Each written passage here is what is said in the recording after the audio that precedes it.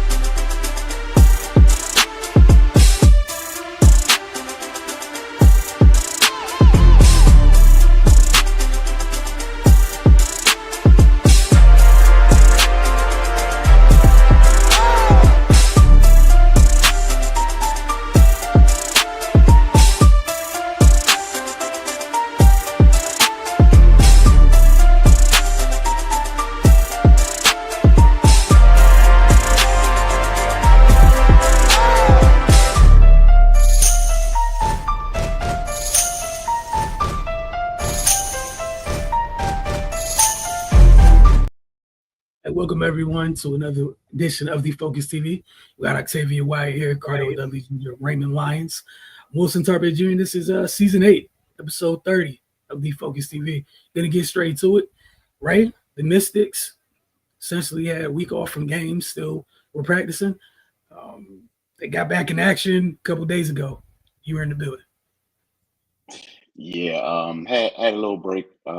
They played Connecticut on the 8th. Had their biggest win of the season.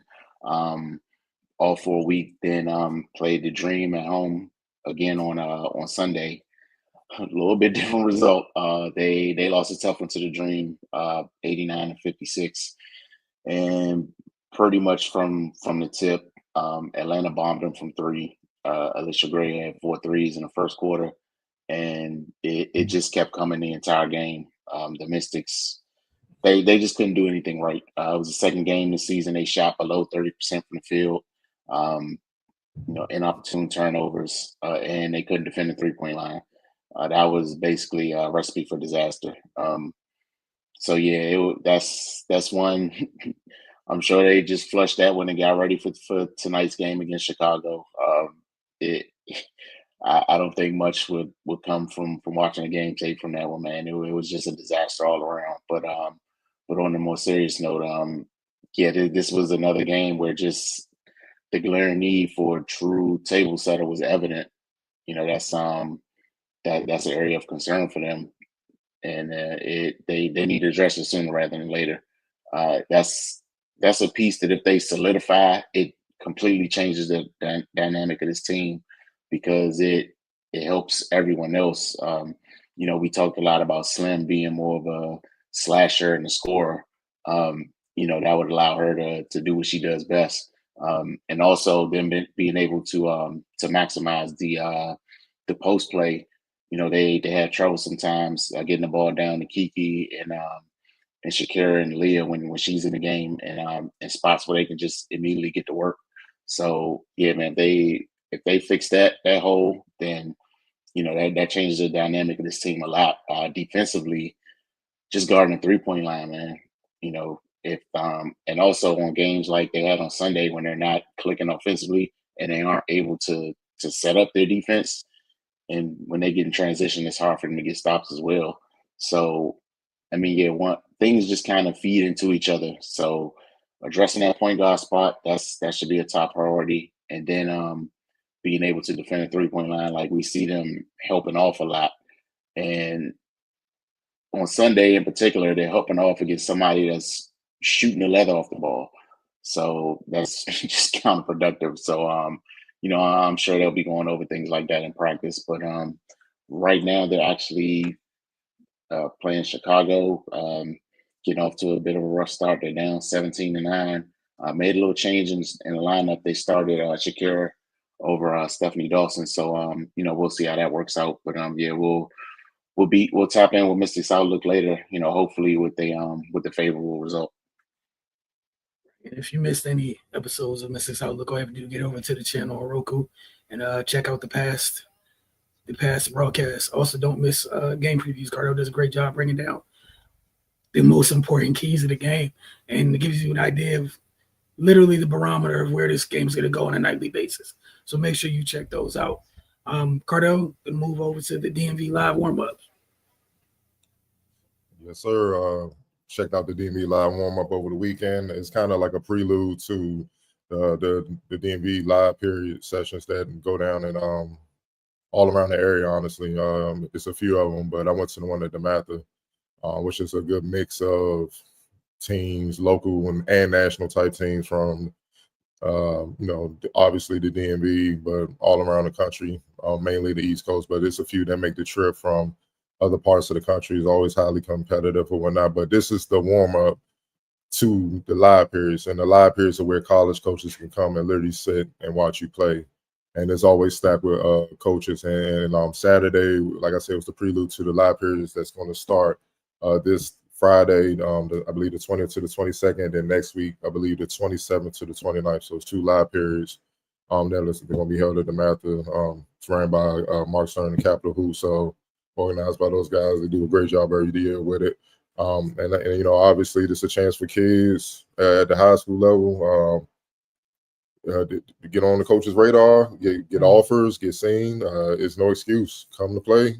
Things will change for you. If you don't come to play, get back in the lab and keep working. It's as simple as that. But as always, man, it's players that stand out.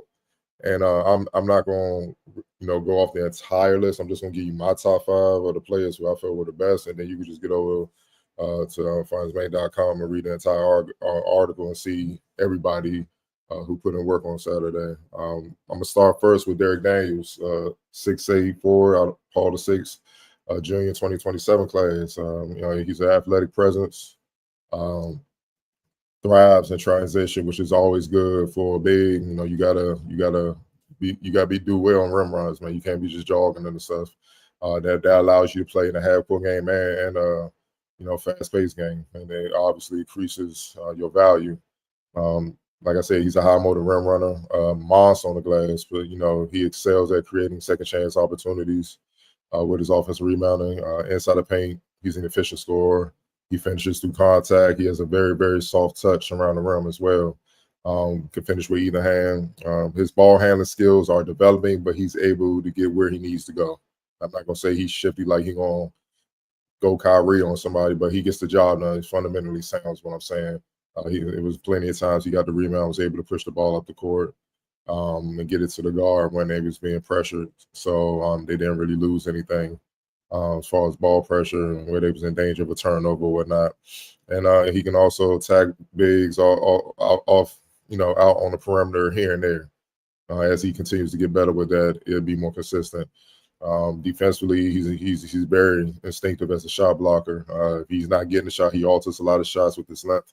Tommy. So look, man, with his blend of athleticism, how hard he plays, his size, potential on both ends of the floor. He's definitely a rising talent to watch, not just in the area, but I feel nationally as well. Next up was a guy that really caught my eye was Jared Jeffers, 6'10" kid out of DeMatha. He plays forward and center, 2027 class. Obviously it's going to be a thing. With this 2027 class, they got a lot of talented bigs. Look, his upside is about as high as I've seen so far in that class, man. He has a deadly combination of athleticism, size, skill, and basketball IQ. At 6'10", he's an interior presence. He finishes above the rim every time. All he needs is the ball in his hands and just a lane to get to the basket, and he's going up to dunk everything. He's a lob threat. Even off the post, if you out of position and he pivots off you, it's a dunk. He also thrives at protecting the paint. He blocks a lot of shots. He runs the floor like a guard, not like a 6'10" kid. He's very fluid. He's very comfortable operating inside, and he's expanding his face-up game and shooting range. He's extremely versatile on both ends of the floor, so it allows him on defense to guard multiple positions. Like, okay, he's 6'10", he plays forward in the center, but he has no problem getting out there on guards and getting stops. I'm talking about like small guards. He can move, man. He can deal with all that. And then obviously with his length, it makes them uncomfortable. So he has a chance to be a elite defender at various positions. And he also showed he could hit the mid-range jumper from time to time as well. So he has the touch, man. It's just about making that more consistent than expanding at the three-point range. Outside of the consistency with his jumper, once he adds strength, he could be one of the highest prospects in his class. His ceiling is that high. Next up is a guy I've talked about before, Prince Alexander Moody, 6'3" guard out of Bishop McNamara. He's a senior, 2026 class, dynamic scoring guard. He could light it up from anywhere on the court. 3-level scoring ability. He's just as comfortable attacking the rim as he is knocking down shots from mid-range and on defense. He's active. He's effective. He uses his athleticism and instincts to, disrupt opponents, man. And again, with him, he's 6'3", but obviously at the high school level, he can guard 1 through 3 and some 4s, depending on who they are, man. And I'm saying that in the WCAC, the competition that they play. If he was just at the average public school or whatnot, he can pretty much guard anybody because he'd probably be the best player on the floor. But in the WCAC, man, it's kind of more college level talent, guys that's going to be in college, for sure. So, he got to kind of guard the size plays a factor, is what I'm saying. But also beyond scoring, his poise as a playmaker, he knows when to create for others, and he understands how to balance and being aggressive to get his with some smart decision making and making the guys around him better. And that just comes with experience with him being a senior and whatnot. So his blend of skill and composure makes him a proven, impact player at both ends, man. And it's a reason why he's one of the most coveted, not just guards, but players in the area right now. Next up is Marquise Newsom, 6'6" wing out of Newman Goretti, class of 2027. Talked about him before too, but he was in 8th grade when May Hoops came here a couple years ago. He was an 8th grade kid, and he did his thing, man. But super versatile, athletic wing, great high ceiling. He's just a Swiss Army knife type of wing, man. He can play point, play shooting guard, play the wing. And depending on who they're playing against, he can play the 4 as well. He impacts the game on both ends with his length, his energy. He's one of those guys that just love to play. You could just tell, and every play he makes is high energy. He can play multiple roles. He can defend, like I said, he can defend multiple positions. He attacks the rim. He plays above the rim. He's smart at making the right reads, coming off pick and rolls and finding other guys. Keeps the defenses all balanced. But with his athleticism and his emerging skill, he's a streaky shooter, but he's not a knockdown shooter right now, but he can hit it. So you got to respect it. All the way out to 3-point range.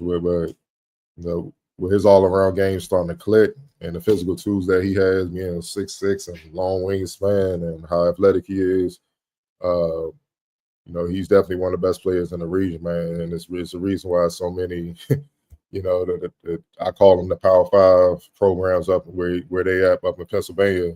They on them, man. They're not trying to let them leave the state, and I understand, man. So, all the big Big East and A-10 powerhouse teams up there, the St. Joe's and those on it, they on them, man. So, and it's perfectly understandable, man. He's super talented, man, and it's just crazy to see him continue to blossom from when I first saw him in 8th grade, man. So.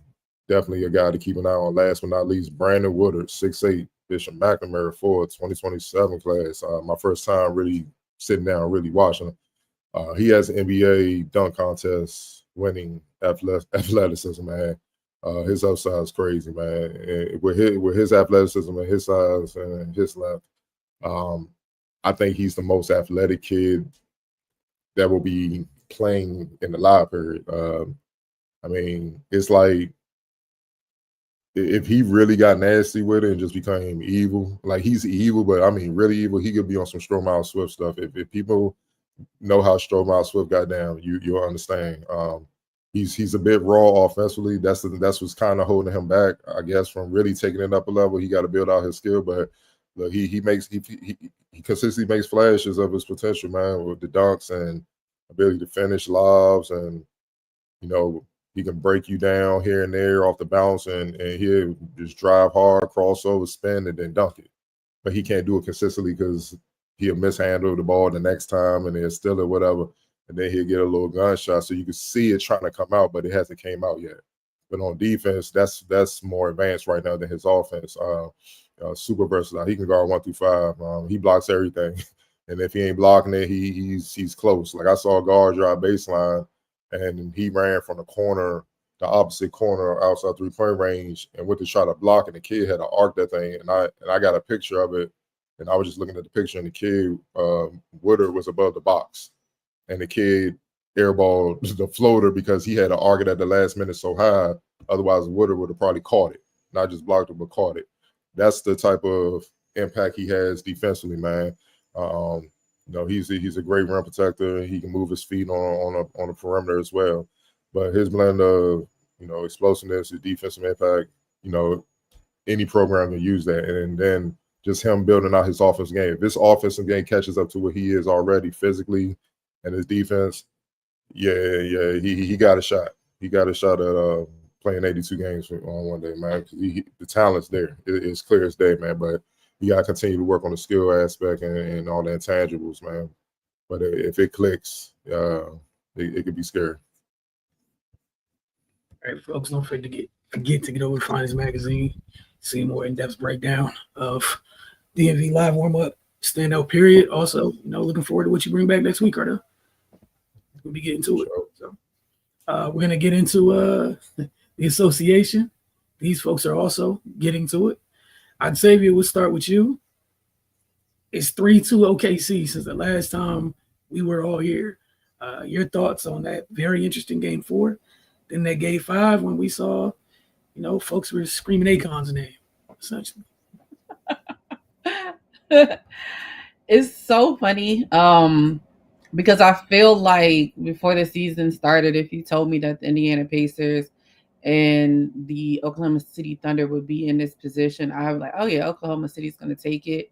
Even with them winning back-to-back games, and I think this was, they said, the first time for the Pacers losing a back-to-back game this postseason.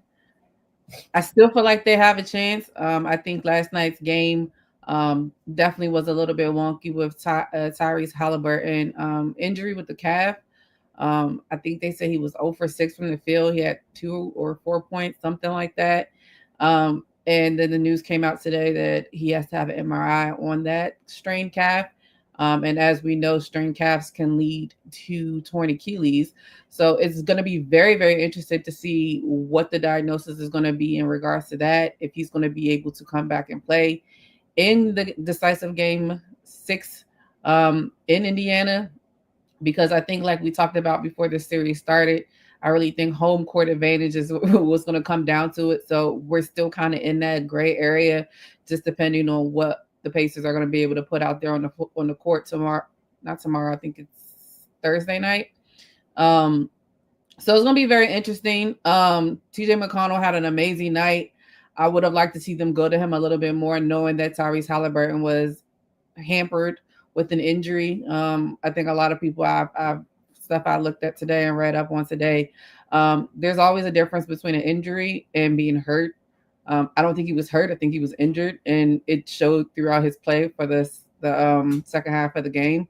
I think they came out with a crazy stat where, they were down by 8, and then they had 4 straight steals that led to points that in the blink of an eye took it from being down 8 to being down 16.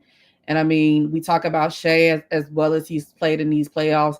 Jalen Williams with a 40 ball when you needed the most is crazy. It's not crazy because I feel like he's been playing this well all year. I think maybe you want to say he's been a little bit inconsistent at times, but when it comes down to it, he steps up. And we know what their defense does. It's really, to me, it's up to them. I don't feel like anybody can get them out of their defensive playing. It's really up to them how hard they're going to play. And you could tell that they're close to smelling blood, especially now going into game 6, knowing that they can close it up and win the first ever NBA championship for Oklahoma City. So while I don't think the Pacers are completely out, I'm really interested to see what's going to happen with Tyrese Halliburton.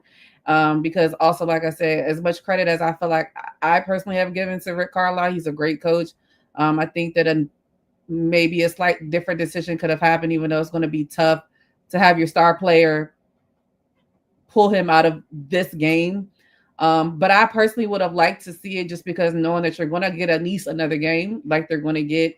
But now you're possibly in a deeper hole knowing that he might not be available for said game.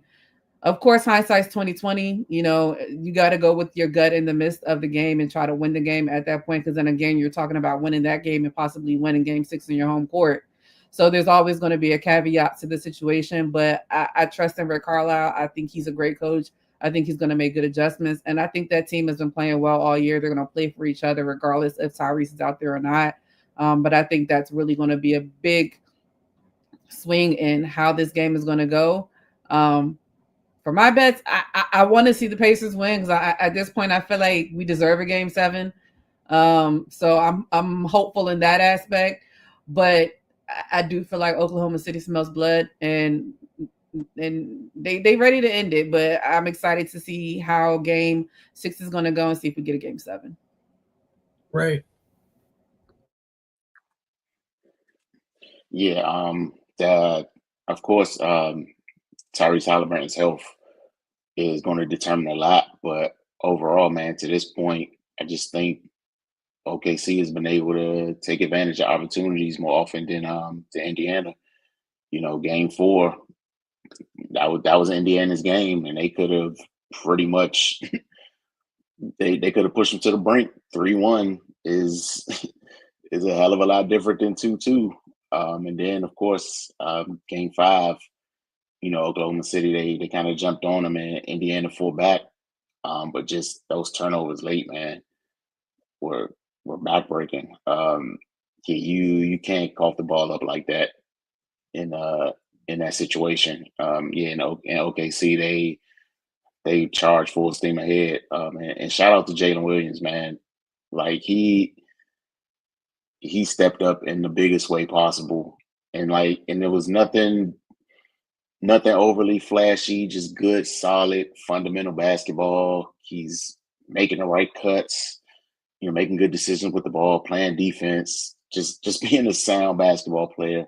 And he comes up with a 40-piece to put his team one win away from the championship. Like, those are the things that need to be highlighted and talked about. You know, I get it, Shea, MVP, fully deserving of all the recognition he's getting. But like that Jalen Williams game, those are championship games. If he doesn't have that game and TJ McConnell still does what he does, we might be looking at 3-2 Indiana.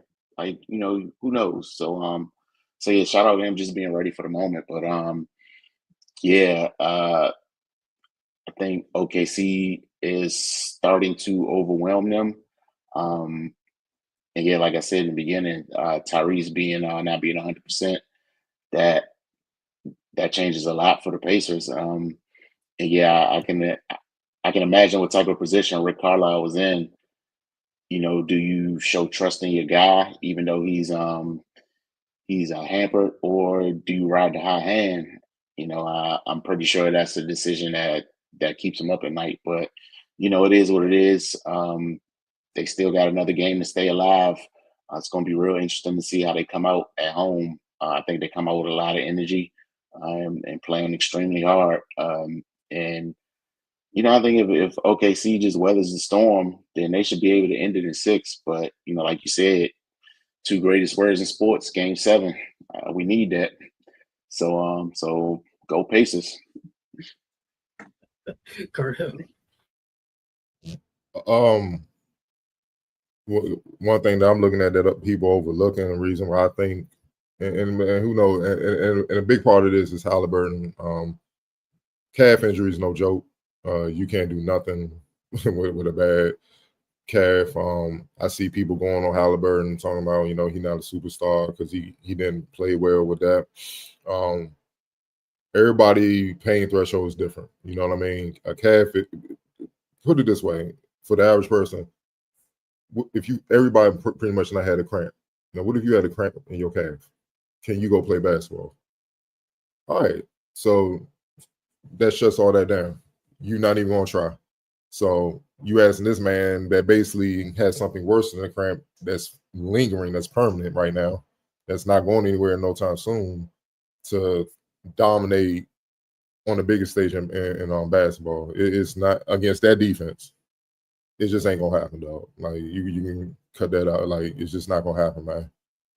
I know people bringing up Gary Payton back in '96 with Jordan and all that stuff, but that came later in series and stuff like that. That's a totally different thing. Again, everybody pain threshold is different, so you can't compare the next man or one man to the next man. with that being said, the reason why I feel like OKC is probably going to close this out outside of their injuries is I think they're, like Ray said, their defense has figured out the Pacers. Yesterday was the first time I seen a team beat the other team playing their style. OKC ran on the Pacers, and that's normally the Pacers style. And by them doing and beating, and I'm like, that's crazy. They beat you with your own style. You can't beat them with their style, with OKC style, but they beat you with your style. This was before Halliburton got banged up and all that. And I don't want to hear it because T.J. McConnell played out his mind. And they got back in it, and then they regrouped and went crazy. So they beat you with your style and turned you over a million times and stuff. It was just on all honesty, outside that run where they got close, it was a good old fashioned ass whooping. You know, they was beating the hell out of them. Also, the other thing where I'm like, OKC got this, the two top players on each team, Shea Gilgeous-Alexander and Jalen Williams.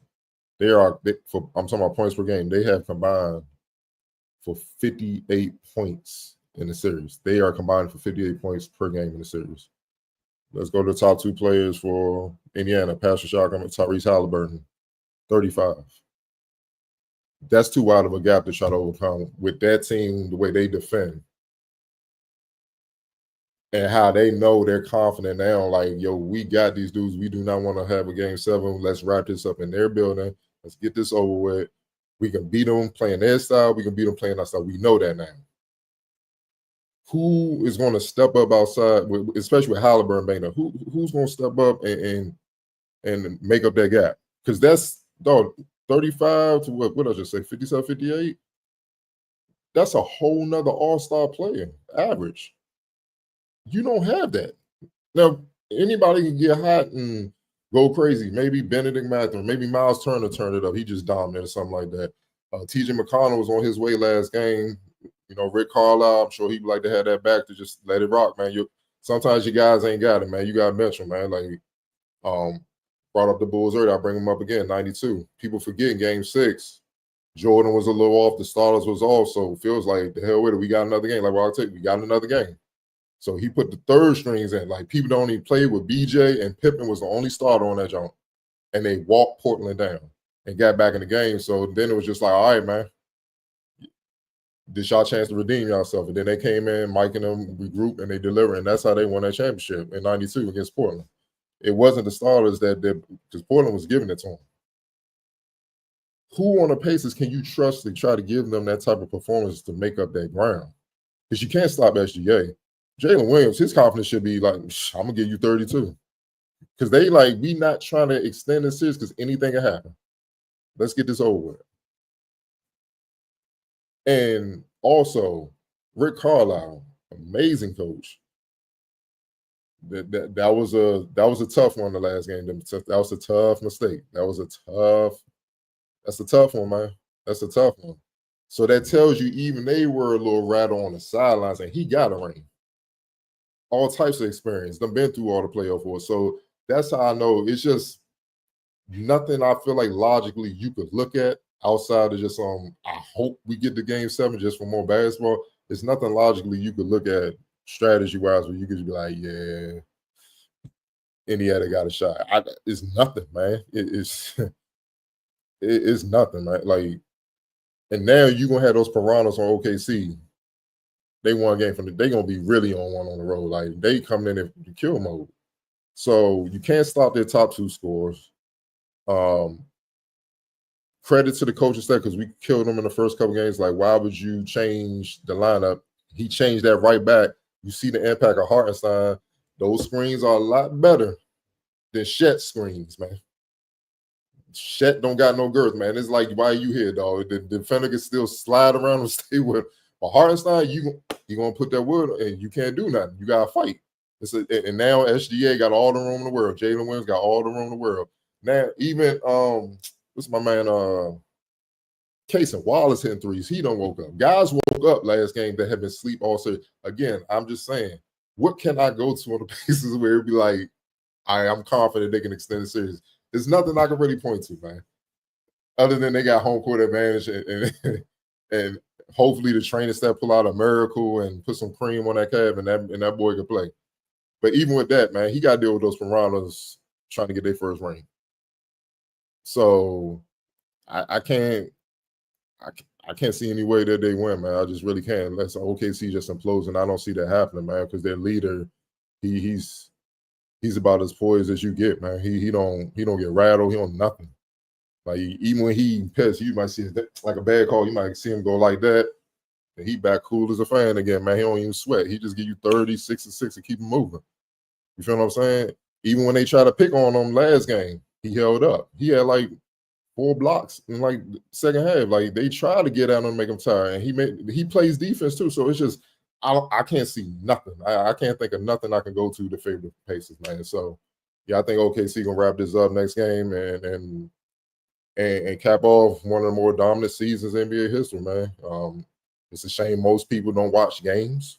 They watch debate shows to try to understand what's going on, and they missed a lot of great basketball. But to the people that watch the games and pay attention, they understand what I'm talking about, man. You know what I'm saying? Like, this is a hell of a team, and then and they're young, they're on their first contract, so you're going to have to deal with them for a while. And even if certain guys do get paid and leave, rightfully so, they in position to draft more guys.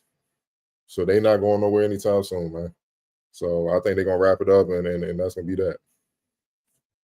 Yeah, I would though, y'all. That defense, the last 2 games, hit a level that Indiana could not function.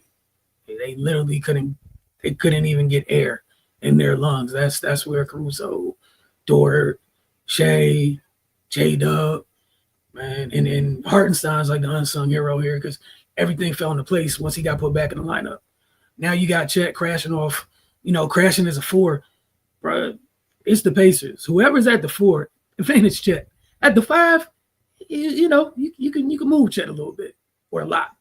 But at the 4, you asking guards to box him out at times on switches and things of that nature. And how many times we see him keeping plays alive the last couple games after they got Hartenstein in there. And then again, you guys talked about the role players. Case and Wallace woke up and it was just like, damn, another one. Like they got another person to join the party. It's absurd. I'm anxious to see what they continue to do. I do think they'll be able to pull it out. I think the toughest part for Indiana is Siakam's kind of like the only one that can get his own shot consistently. Everybody else, it got to be off a couple swings or, good drive and kick. Or if you run them off the line, it gets interesting. It really might just be Mathurin and Siakam and Mathurin that can get their own. And that's tough. And we even seen Obi try to get his own, the last couple games because he can see it. You can feel it. Like, we need something. And I tell you, like you mentioned, Ray, you did too, like, taking TJ out, man. Like, there's 2 moments in this series already where we're just going to remember those 2 moments. Honestly. Game 4, as you guys all mentioned, you're leading going into the 4th quarter, and they put the entire city in jail. Nothing happened. Like, literally nothing happened. It was just no. Again, you got Shea with 4 blocks, a couple steals. He sparked a couple of those defensive runs because they were trying to pick on him, but how are you going to pick on them dudes? And then J-Dub, it looked like J-Dub decided, I'm getting downhill. And that was the end of that. Like, he's just like, I'm getting downhill. There's nothing anybody's going to do about it. And there was nothing the Pacers could do about it. Ray, you mentioned it. Dub was just like, okay. And again, that's one of those things where, what'd he go, like 10th or 11th in the draft he came out in? People would just be ignoring folks that have mature games in college and things of that nature because projections and whatnot. Look what he just did, man. Like, what they come out for, like 70-something last night? We talked about what they averaged, like 50. I think it was like 71 or 73. It was something absurd last night. Yeah, something crazy. It was just dumb. He got a 40 ball and Shea right behind him with, almost like 31 and 12 or something. What you doing with that? And again, shout out to J-Dub because how many times we talk about, like in the past, when folks decide to get downhill, it changes games. And it changed the entire game last night. Was it last night? 2 nights ago? I'm old. I can't remember anything. Last game, it changed. It was last night. Thank you. I'm just going to tell the truth. I do not remember. The dates are mixed up. But, yeah, man, it was tough. And that defense is amazing. Like, that defense is freaking absurd. For 2 games in the fourth quarter, they had them folks in press man. People couldn't get off the line. Like, they just couldn't get off the line at all. You trying to cut? No. I'm going to cut through. No, you're not. I'm going to set a screen. No. just not going to happen. But great job by them. And I'm with you guys. I think they got a very good chance to wrap it up. And for the Pacers, you're going to need, with Tyrese hurt, you need several people to have out-of-body experiences in back-to-back games against a generational defense. I'm just going to put that. They're You know going what to I'm saying? hallelujah. They're going to need several hallelujahs. Like with the hallelujah, y'all need. Like, you're going to need it. It's tough, dude. What was the other night, Cardell? We was talking about the game, and the defensive rating was something absurd. It was Like it was so low. It was like a bad free throw percentage. Yeah, like 65. That was crazy. I'm gonna find it real quick. Like, Just we're try sitting there to, I doing think crap. The it recap. was Yeah, he said 69.8, something like that. Go ahead and get that cortisone shot, brother. Man, like, they don't even risk it. that's tough. And shout out to TJ because he did everything he could to try to keep them in it last night. He played above what He you should've asked played for him. more. Yep. He should have played more, and that's why second game in a row. That, like we said, that game 4 loss, that's gonna eat at them forever, man. That's a tough one because they should have won that. They should have won that. You know what I'm saying? Hold on, I think I found it. It was defensive rating. Let's see.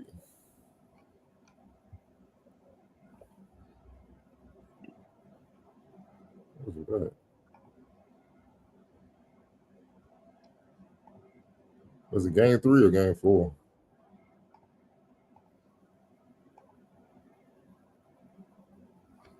Yeah, me. I'm not on mute. Was it 3 when they tied it up? Game 3, oh, when they tied it up. So it was okay.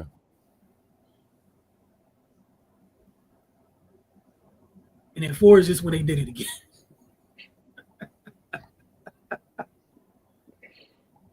Yeah, it was like 67.5, something like that's what it was. That's absurd. And it was in the half. It wasn't the whole game. It was in the second half. But yeah, regardless, it's a generational defense, man. So yeah, I know they're gonna be at home. Certain guys gonna play better. They fighting for their lives. It may be close, but like I said, who y'all got faith in? And because it's gonna take you're gonna need a couple players to have like 25 plus. You essentially need Obi, Mathurin, and Neesmith. They're literally all the 3 of them to combine for like at least 60. Damn. Like with Tyrese, I would like I'm just being real. That's what 20 apiece. you're gonna need it. Where you gonna get it from? Because they just gonna jump Pascal. They're gonna jump Halliburton too. They're We're gonna test that calf real quick. Pick and roll Shea, go to work, baby. Go to work, make him dance, get that calf hurting early, get him about the game. Like if it's me, I'm jumping Pascal and telling the rest of them score on us. Score on us. Do it. We'll give you some room. Go ahead, do it. 1-on-1, Monty Himano.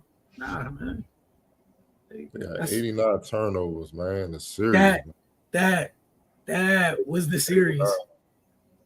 Every time they get in the game, OKC pops off 4 straight steals and get down 16. Yep. Like they got you where you can't make a mistake. You make a mistake, that's an 8-0 run. Jeez, man. That defense has been nuts, man. But move on to rapid fire and take it or leave it. What you got for us, Cardell? Well, funny one to start off with. The highly anticipated race between Olympic gold medalists Noah Lyles and Miami Dolphins speedster Tyreek Hill won't get off the starting blocks.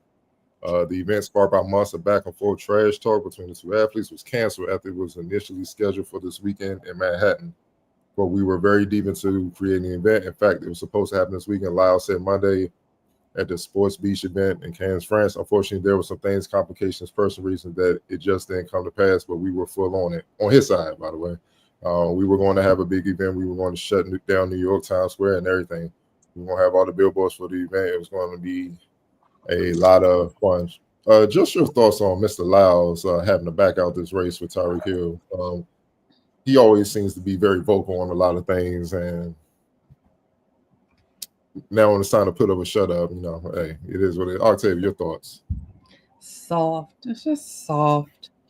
So like, I feel like when I heard about it, I saw the Kobe meme when he would just be like, soft, just soft. Like, that's what I feel like when I heard it. But because like at this point, I'm over it. Like, y'all gonna race, y'all not gonna race. I mean, I think the last thing that came out before this, that because like I'm be honest, like I didn't know they had scheduled like an actual race until I heard that it was canceled.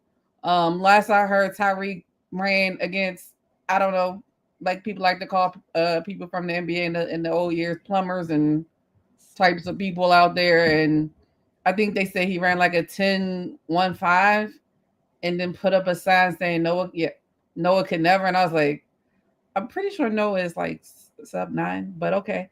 Neither here nor there. I'm honestly getting over it. Y'all gonna race, y'all not gonna race. Like it like it's becoming tiresome. So whatever. Like honestly, like whatever. It's soft that he did, but honestly, with Noah, he does a lot of talking. I think Tyreek has done more talking in this situation recently too. Like just race or shut up at this point. Right. I just think it's funny that two grown men are going back and forth about racing. Like it's what I used to do with my buddies when I was 10. But yeah, like you can't be the Olympian and you the one backing out. Like, come on, bro. you supposed to smoke him and let him know it's the reason why I do what I do and you do what you do. But here we are. And I mean, in the Olympics last year when he didn't perform as well as he thought he was going to, there was some dramatics and whatnot. So I mean, this is becoming pretty commonplace for Noah Lyles. He's obviously very fast, talented, world-class sprinter, but like the results got to match the bravado at some point, man. Like you made a big thing. Like I'm with you, Octavia. I didn't even know this was a thing until literally this very moment. Like they scheduled an event. It's like, but yeah, man. But yeah, let's just move on. They scheduled it. It didn't happen. It's probably not ever going to happen. So yeah, let's just did this. Wilson. Yeah, man, you can't back out. You're the only one that got something to lose. Tyreek can lose. It's gonna be fine. Like he's a football player. It's whatever. You, sir, if you trip, you fall. Tyreek and the rest of the NFL will never let you hear the rest of it. And the NBA. And the NBA, because you've been talking crazy to other professional athletes. Like I know Reek ran a 10.15 or whatever. Do you really want to find out if a dude named Cheetah might be able to go faster? All it takes is a bad start for you, and everything you built's done. Like an off day. Like you ran like 10.15, like he was like 18. What if you have that day? He beat you 10.15, 10.14. All the endorsements and stuff you moaning about and whining about. Oh, it shouldn't even got that far. Leave it alone, and then you're going back out. And Tyreek ain't wrapped too tight, so he's going to stay on your neck. Tyreek has nothing else to do. Like, nothing else to do. Nothing. He's going to keep bothering you and needling you, but low-key, this is what you get because you keep messing with other professional athletes because you want what they have. How about, I know it sounds crazy, go put up bolt numbers and you're going to get everything you deserve. But until then, man, shut up. I don't want to hear any of this. Just be quiet, man. Like, it's really sad. Then you from out this way too? Like, man, stop. Just stop. No, we don't claim him. No. That's crazy, man. Yeah, I think we gotta let him be like Florida or something. I think he live in Florida. How we gonna change? We gonna change the place of residence. Man, he from like Allegheny County and all the way over Didn't he go to school in Virginia? Yeah, he's Alexandria. It's like TC. I know where he went to school, but that's Yeah. too close. He from out there in the mountains, man. Nah, too disrespectful, man. He too disrespectful. But I'm with you, Wilson, man. I feel the same as you. Like, just go produce, man. They look at Simone Biles. Look Michael Phelps, man. They produce. I mean, they produce. Usain Bolt produce. Good for the rest of their lives. Good. Just produce. You can't get a gold and a couple bronze and a silver. Like, bro, they not looking. They looking for the best, man. So you can't ask for. Put it this way. You work in. I get you work out a lot of track and field, but man, you only running for like 10 seconds, man. Or depending on what race it is, only a few seconds, man. You don't do well in that, you disappear. So where's the investment? Like, what's the value in them investing in you heavy? And you're not even the best in those few seconds. Meanwhile, these basketball players you get on are dominating for 82 plus games. Like, it just doesn't add up, man. So like, dog, it just comes to a point, and now you backed out, bro. That's like Muhammad Ali talking about I'm the greatest and all that. Then he back out to fight with Sonny Liston. They're gonna be like, shut up, bro. We don't want to hear you no more, man. You scared, man. Like, come on, talking about personal reasons stuff. It's a race, man. It's gonna take 10 seconds and you can go about your business. Like, it's a race, dog. Anybody saying go play in the NFL game? 10 seconds, interviews, you done. So man, it's just comedy, man. It's just comical, bro. Just let your results prove everything. You'll get whatever you deserve, man. That's as simple as I can make it. We're gonna go on the NBA side of things. One thing we didn't talk about, I wanted to ask y'all a question about. Obviously, Tyrese Halliburton suffered a strained right calf. Game 5 loss. He wanted to go an MRI to determine the severity of the injury today. He said there's a real chance that Halliburton misses Game 6. But there's also a possibility he can play. My question to you guys are, if y'all were the GM, would you allow him to play, or would you look at the future and be like, nah, because which strains and sprains can lead to tears, and then that impacts next season.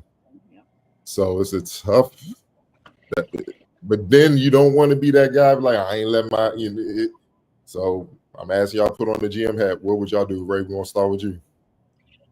Oh, yeah, it's a super tough spot to be in, man. Man, because like you said, calves lead to Achilles, and you definitely don't want to put his future at risk just for an immediate, some immediate results. But at the same time, you're in the finals, man. Yeah. I don't envy the person that has to make that choice. I think depending on the severity of it, if it's just to a point where he's going to be, if he's going to look like he looked Game 5, it's no point, to be perfectly honest, because you're out there, you're not being productive, and given the situation, you're going to try to push yourself, and that's going to lead to something worse possibly. But if he gets the results, you watch him, he's moving well, you gauge his pain level. If all things lead to him possibly being out there and being semi-productive, roll the dice, big dog, and get his input as well. Of course, I don't want to leave that out of it. If everything looks like it's trending upward and he's in a space mentally and physically where it feels like he can contribute, yeah, I say you roll with it. But if it's just like it's going to take a miracle for him to even get up and down the court, yeah, I think at that point you got to sit him. Cameron Pritchard, that's the president of the Indiana Pacers. Tough decision. Wilson, GM Wilson, what you gonna do? Sitting up for Game 6 off top, and we'll see what happens at 7. We can revisit it. My whole thing is, honestly, you did what you did in Game 4. You know what I'm saying? Like that was a pivotal moment in this series. Game 4 was that hurt. You were up for 3 quarters, and we're like here, or rather, OKC took it. He said, "Give me." If he didn't play point guard, I might consider it. But you have to one, man. That's a whole lot of pressure you putting at that. Mind you, OKC is going to put you in 700,000 pick and rolls as long as you in that game, dude. They're going to make sure you're testing that ankle. It's a really hard decision. I'm just kind of leaning towards the bigger picture here. Maybe if things happen differently and they're up, maybe I'm like, hey, risk it. Try to get it. But they're not. I would definitely hold them out of Game 6. And if they win, I'll revisit it. But I probably wouldn't let them play in Game 6. Then you might have a situation, unfortunately, like Boston got with Tatum, where like that can affect everything if he tears it. Like everything you had building for the future, everything's different now on the other side of that. But it's hard. It's really hard to make that decision. General Manager Octavia, what you gonna do? Yeah, I think we all are kind of on the same page. Like it's gonna be a really, really tough decision to pull him out of potentially the game ceiling, them not winning the championship, possibly. Knowing that, they always use the saying, go with the guy that brought you to the dance. So it's kind of tough in that situation. But I'm more so like you guys were saying, like if I'm the GM, I'm at the team doctor's house. Like I need to know everything. And then like you guys also stated, like talking to Tyrese, seeing how bad, of course, the grade strain it is and seeing how he feels. And honestly, if everything points in a direction where they think he can give it a go, I'm giving him a quarter and that's it. If I don't see you moving in a good space within the first quarter, it's a wrap, bro. Because that means we got 3 more quarters to try to pick the people who are out there who are not 100%, but higher percentage than you are with that calf strain or a potential Achilles injury. And we just got to go with what we got. There are capable vets in the team, of course, but like we know, we talked about OKC defense, so it's going to be tough on him either way. So that's what I'm saying. I'm giving him a quarter to see if he can deal with it because I expect OKC to come out blazing and ready to just lock this up. So depending on how he goes in the first quarter, outside of that, I can't do it. Because also, like Wilson mentioned, is what I was going to bring up. You don't want to be in a situation where Jason Tatum is, who tore his Achilles so late into the season, and now next year is up for. It's up in the air for him, and you think Boston has a little bit more firepower to a certain degree. Granted, of course, Indiana beat them this year. You got a Jaylen Brown to fall back on. You got Derek White to fall back on. If Kristaps Porzingis and his phantom illness is together. But then, of course, we do still got rumors and rumblings of, core pieces of their team possibly being on the trade block as well. But having, your NBA first team, all NBA first team player not there next year, that's going to be tough on them regardless of however you spin it. You don't want to put yourself in that situation, especially all the rumors that are coming with all these people who are potentially coming to the East or whatever. You're going to have to go back through Cleveland again. I'm sure they're going to be ready. I don't know if we're going to talk about this, but I mean, Desmond Bane and the 5 number 1 picks, Orlando trying to do something too. So you got to be smart in that sense. But I definitely would not want to be him, Tyrese Halliburton, or anybody in that camp that has to make that decision because it's definitely going to be a tough one. Whichever way you decide to go, it's going to be tough to put him out there, and it's going to be tough to not put him out there. Yeah, for me, if I'm the GM, I would have a real talk prior to the warm-ups. I would get Tyrese. I would get the team doctor, Rick Carlisle, all the important decision makers in the franchise. We're going to go in this quiet room, and we're going to have a real serious grown man conversation. We're going to put everything out on the table, and whatever we decide, we're just going to live with. And for me, I will give him We're at home. So that's an advantage for we're at home. So our team is going to be more comfortable. I feel like I owe it to Tyrese. Go out there and try. I'm give you a few minutes. If you don't look right, you coming out. I'm just going to let them know that. Like I owe it to you because one thing about getting to the finals, it ain't guaranteed you ever going to get back again. And I don't want to rob him of this time, this moment with the what if. Like, man, I could have possibly played through it. I don't want to take that from him. But we gonna come to this understanding. If you limping, you not looking right, you out. I don't want to hear it. All right. Also, if he's putting it on the line with the ramification of what it could lead to, if that don't fire up the rest of the team, we need to get rid of them anyway. If that don't fire them up to come out and want to hoop, y'all need to go. You see what I'm saying? Like what Willis Reed basically did for that type of thing, because that's you putting it on the line. And we can't say one thing. We criticize today's players because they don't really put it on the line like they used to. And it's an opportunity for them to put it on the line. Then we going to stop them. Like, we can't have it both ways, man. That's why I would Tatum, I'm sorry he went down. I hate injuries.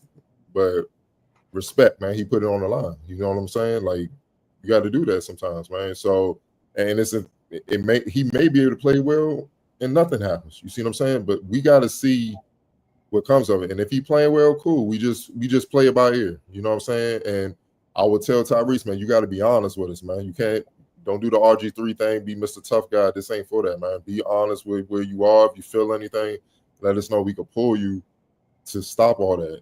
And then being at home, our guys should be able to step up, knowing you put it online and try to perform and try to win and extend this game to game 7.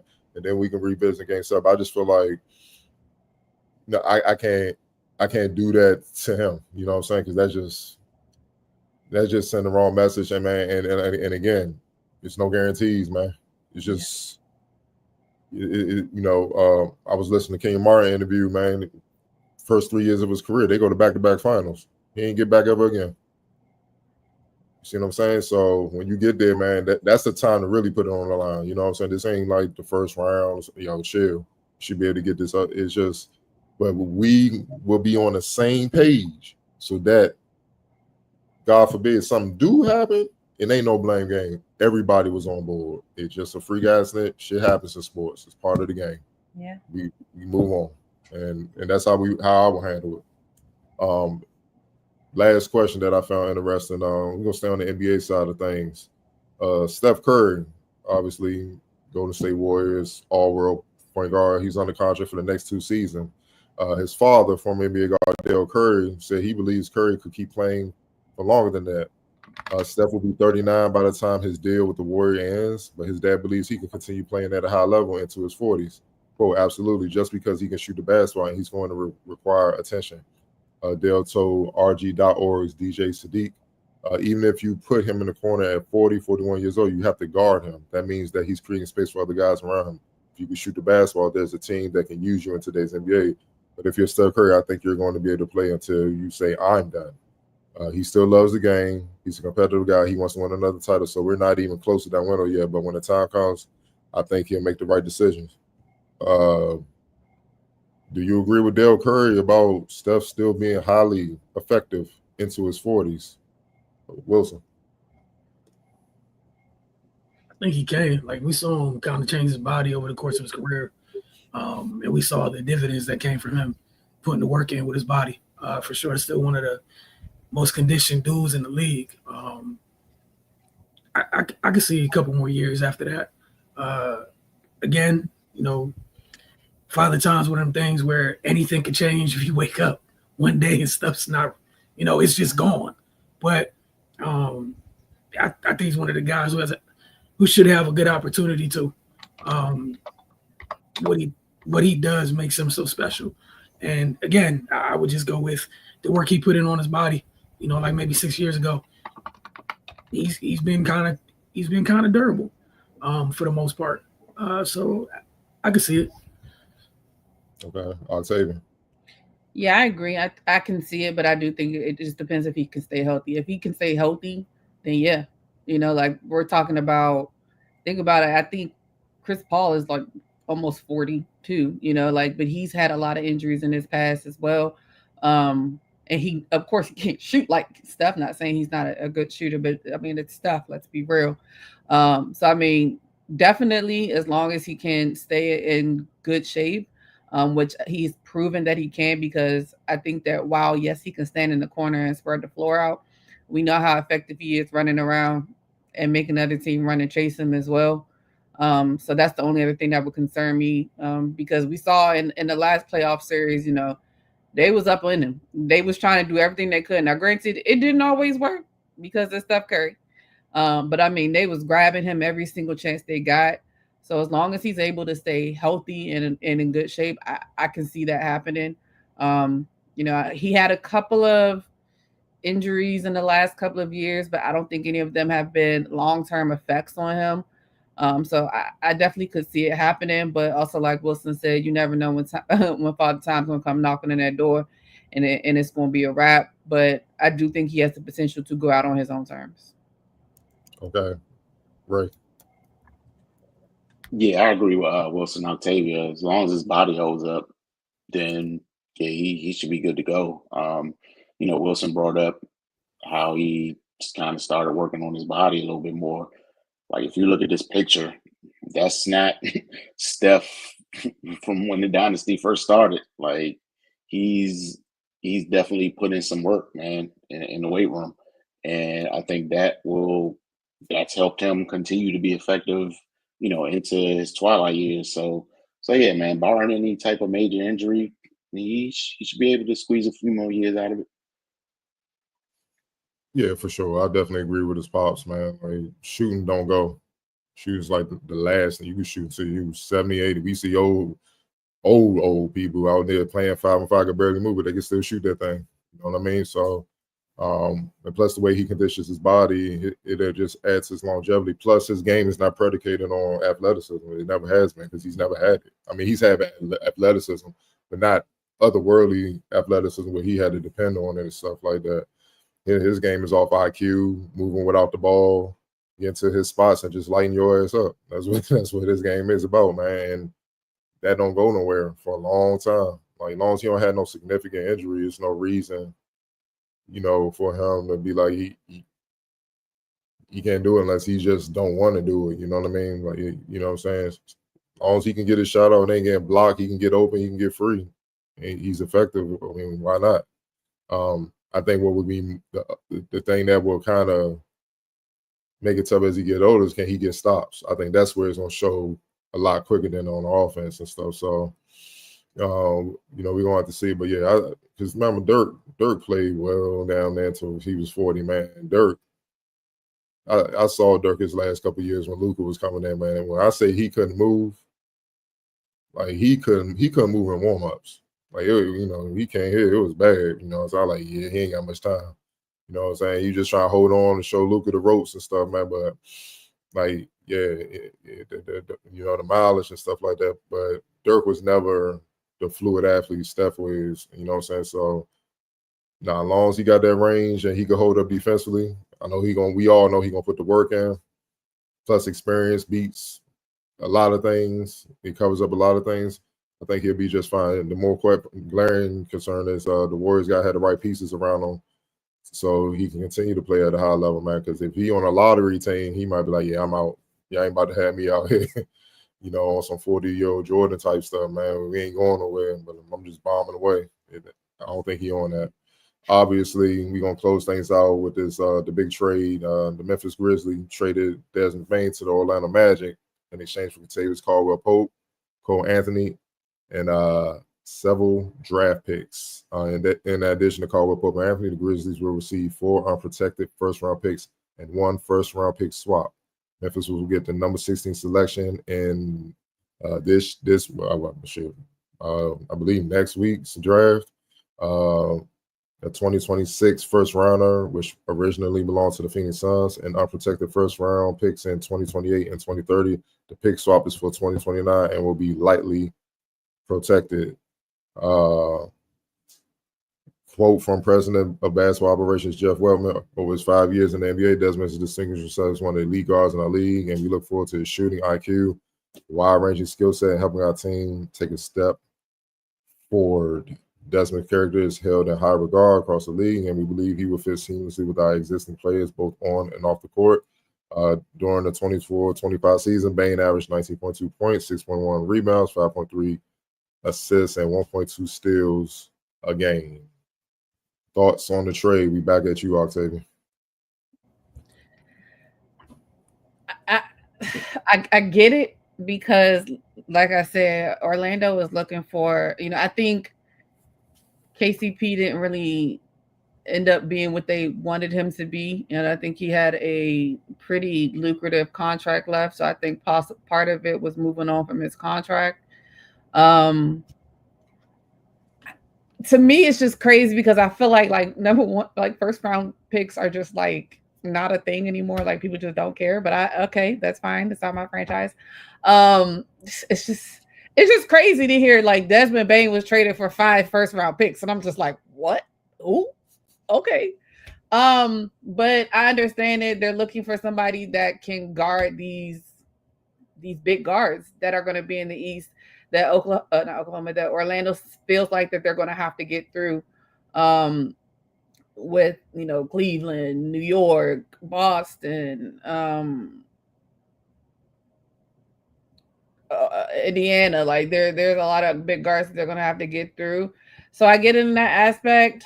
The 5 first round picks just throw me off. Like and then to me, honestly, it leaves more questions of what's Memphis's path now. Like, what are their thoughts and what are they leaning towards doing? Because now you got Jaren Jackson and Ja Morant, and I guess you can include Zach Edey if you want to, I guess. So now I'm really interested in like what their goal is. They got rid of their coach. Now they're getting rid of you would consider a core piece. So are they moving towards hitting the big red button, or are they looking to find a way to intrigue somebody to come over there and play? So I think that's really what I'm more interested in, to see which way the Memphis Grizzlies go. But I mean, if you told me 2 years ago that Mikal Bridges and Desmond Bane would have got traded for 5 and 4 first round picks, I'd have said you're crazy. But here we are. Ray. Yeah. Basketball wise, I think Bane is going to fit in really well with them.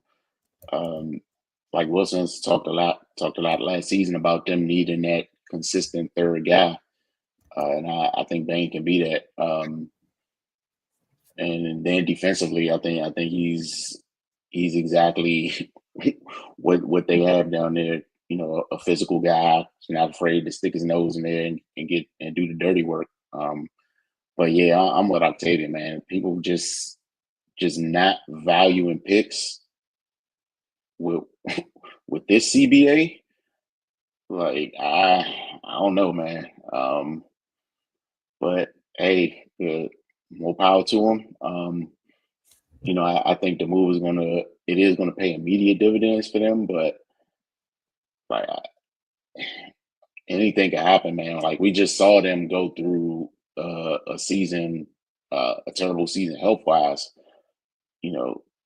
One of your guys goes down, and you don't have any capital to rebuild with, and then what type of situation you're in. But yeah, man, I think on the court it's going to it's going to turn out to be a good move, at least for the immediate future. And yeah, like Xavier said, I don't know where Memphis goes from here. They got some decisions to make. Yeah, hopefully they get into work and they can do something with this. These picks they got. But yeah, they're the perfect example of life comes at you fast, because it was a point where they were ascending in the West, and famous last words, we find in the West. Turns out they were not fine. So yeah, man, hope they can turn that ship around. Wilson. Yeah, the conversation's crazy. But at the same time, I think some of the reason for the compensation is they didn't want to lose any of their young players already in the rotation. So if that's what it is, and you're going to pay a little bit of a higher price to keep said players. I don't think they were trying to move Suggs or Anthony Black, anything like that. But, Cardell, Ray, we watch Orlando every year. What have you been saying about them too? Like, they got their two dudes. Mm-hmm. It's about getting the stuff around them. That's the only reason I'm not as upset as I am about, like, the Mikal Bridges thing, because they got their two dudes, and both of their dudes happen to be jumbo-sized people. It's like that's Paolo and Franz have taken everybody's favorite team and put the fear of God in them at some point in the regular season the last couple of years. Health-wise, we know when they're not healthy, they go through it. But when they got Paolo back this year, they went off. Also, but they're the worst three-point shooting team in the league. Desmond shoots, I think, 41 for his career. So, like, I think the overpay is you do this exact thing at an elite level. Hey, man, it's going to cost what it's going to cost. That's what I feel. They went with it. Again, the price is still crazy, but I don't feel the same way I felt about the Knicks flipping 5 first for Mikal Bridges. I don't feel that way. Like, I feel Desmond comes in, fits in the KCP role, probably plays a little bit better maybe, because that the age that they got KCP, they didn't get like Denver KCP. They got a little bit older KCP, and hey, man, that might be the third guy for you. Lord knows Paolo and Franz are probably the happiest people in the world right now, where that's 2 less people coming to dig down on them when they doing whatever it is that they doing. So, like, I'm okay with it. Just the conversation is crazy. And I guess the other thing to think about is, Cardell, we've been talking about the second apron for a couple of years, where we're going with it. I think this is a sign Orlando's like, our big dogs are in place. These are going to be our guys. And we're going to supplement the roster with free, cheaper free agents and second round picks. But again, like, it's still tough getting through the compensation for sure. Yeah, I actually listened to the interview. He went Jeff Wellman, who's the GM in Orlando.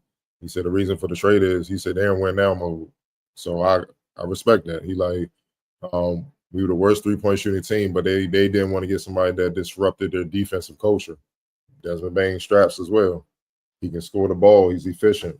Last year, 48, 39, 89 splits shooting from the floor. Again, I said he averaged 19, 6, and 5 over 1 steals a game. He's a hell of a guard. He's a hell of an addition to them. He's going to spread the floor, but he can also get a bucket. He's somebody, and they struggle to score in spurts. He defends. He could be another secondary playmaker for you to take the pressure off Paolo and Franz, because those are the cornerstones. They're 22 and 23. They're not even in their primes yet. So you want to build Anthony Black, you could put him in that mix. That's basically your point guard, and he about 6'6". See what I'm saying? You got Jalen Suggs, just got to keep him healthy. Then you got your bigs. You got your obviously Wendell Carter, Mo Wagner, Jonathan Isaac. Got to keep him healthy and all that. So I get it. The 5 picks are steep, but like he said, they ain't win that mode. So they trying to surround these guys with proven guys, now. You know what I mean? So they can go for it. Especially with Tatum being out, it's going to be some holes opening where you can make a push, man. You know what I'm saying? And even Cleveland without Garland, they're going to be wounded. Some teams, you don't know how the Knicks going to look with their new coach. Philly, you never know what the hell is going to happen in Philly. So you can't either. Like, I'm not even going to, my bad for bringing them up. But anyway, y'all get my point. My bad, man. But, you gotta, and you also gotta have dogs, man. Let's call it what it is. Detroit ain't going nowhere. Indiana gonna try to reload, come back. Regardless of what happens in the finals, like the East, no joke, man. It's no joke. Pat Riley, the mad scientist, he down there working. It just is what it is, man. Like, Bane's a hell of a player, man. He just got caught up, man. And Ray, like you said, we thought Memphis was gonna be where OKC is now, right? A few years back. And then all that all-court jump, man, turn that whole thing up. And now, you see Ja tweeting out about, man, you don't know what y'all talking about, stuff like that. I'm like, youngin'. We've seen it too many times. Too many people try to warn you indirectly through shows and all that. We've seen it happen too many times, man. You're a talented player and all that, but better players have been traded. You just saw one this season. No one, no one's safe, man. And they will rebuild, man. So it's just it's a glaring thing. But I think, yeah, it definitely strengthens them because no disrespect, KCP 8, like he was there for his defense. He didn't really shoot the ball well offensively. Bang and match his defense. Plus, what you get. The offense is not even close. Cole Anthony, 24, streaky guy. He shot decent, 35% from deep and all that. Average 9, but obviously he's not on the level of a Bane yet. Maybe he can get to Memphis and spread his wings a little bit, really show more and all that. He had his moments, but yeah. And then the 5 first is great. Look, don't get me wrong, that's tough. But at the end of the day, there's no guarantee you to find a player in those drafts as good as Bane anyway. So, and then the way this thing is working with this tax apron, you could just make another trade in a couple years and get those picks right back, man. Like, what I'm saying? Yeah, just go holler at OKC. They got about 50 of them, man, to spare, man. They ain't sure. So you can always double back, man. But if they ain't win now mode to build them around, I ain't mad at that, man. Go for it, dog. Like, because you got your cornerstones. Most teams only got a cornerstone. They trying to find one. So you got 2. And potentially 3 if Anthony Black reaches his ceiling. You know what I'm saying? So, I'm not mad at it, but like Wilson said, it was different with just Mikal because that's it. You know what I'm saying? Like Mikal ain't on Bane's level, man. So it is what it is, man. But yeah, I think it bolsters their team for sure. Also, with all the picks they gave up, they still got this year's first round pick. They picked 25th in the first round. That's what I'm saying. So they probably looking at it like in a few years, none of them damn rookies will be able to crack our rotation anyway. Like if we all weren't supposed to be, they're not gonna be able to crack it. So, hey man, I'm with it. Why waste the picks for people who can't crack the rotation? Hey man, you'll be drafting people to fit on the end of the bench anyways. If everybody's healthy, we need to burn them picks. But again, I'm just really excited because them 2 dudes are amazing. Orlando has them 2 dudes is so tough. They get a little spacing, Lord, like that's another team with straps. They just get somebody that can hit a shot when you jump Franz or Paolo, and they hitting it. And in the draft this year, I'm pretty confident saying they're gonna look for a shooter, and then you add another to that. It changes. Now we like, damn, these motherfuckers, they in the mix, man. It changes so quick. Memphis about to be out here with nothing, and just some picks. Like, y'all can miss me with all they're going to keep, bro. They ejecto-cito everything. The experiment failed. Oh, they red button. Big red button. That button purple. That joint purple. It's been bad for a while. It's been changing color with time. Every dumb off the court decision, every stupid roster decision. Now that button bright purple. Just hit the big Barney button, man. Get everybody out of there. Ejecto-cito everything, man. Send them wherever. Somebody want a job bad enough, get more picks. It's not your problem. Get more picks. Jaren Jackson, get more picks. Like, no, you had an opportunity to window close. It's done. OKC jumped you. San Antonio about to jump you. San Antonio. Houston. Minnesota. Yeah, Minnesota. Like, these are all young teams. It's like, hey, can I get a vet that help the kids? And then we right there. We just need an adult in the room at times. But again, Minnesota jumps you. Like, y'all watch the whole West pass you by. Yeah, hit the button. Back of the bus, big dog. Hey, man. It was a bust. You mess everything up, dog. It's what it is. Hit the big button, keep it moving. We appreciate y'all, as always. We will see y'all next week. Obviously, we'll know what the conclusion of the NBA Finals looks like, and we will be back with more of these same segments. Y'all have a great week. We'll see you soon. This is Outlook, folks. We'll see y'all a little bit later this evening.